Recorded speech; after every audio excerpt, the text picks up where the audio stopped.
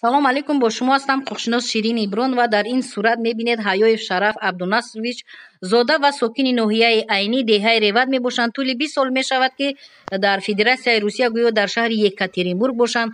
Ана ин ҳавлии ҳамин Ҳаёев Шараф дар ноҳияи Айни деҳаи Ревад мебошад.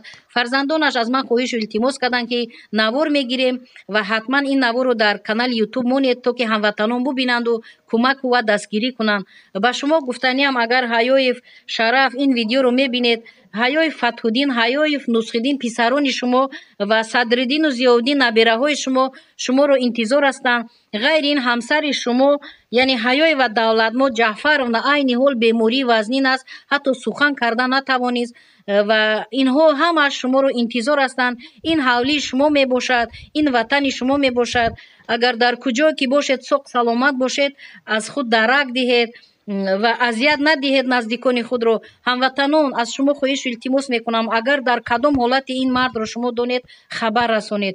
Ин ҳавлии Ҳаёев Шараф мебошад. Рӯзҳои хушу хурсандӣ доштанд бо ҳамсару фарзандон, аммо бо чӣ сабаб бошад ки аз 20 сол зиёд мешавад аз худ дарак намедиҳад.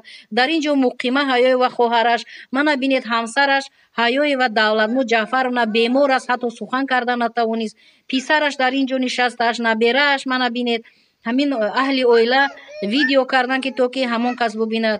Ҳамватанон, хоҳиш мекунам дастгирӣ кунед. Саломат бошед.